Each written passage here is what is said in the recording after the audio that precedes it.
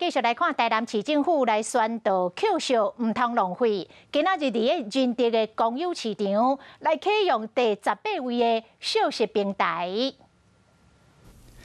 爱惜食物是一个正好的观念，为了要更加推广甲落实，台南市政府持续伫各地建立小食平台，和食物会使减少浪费，达到资源使用最大化的目标。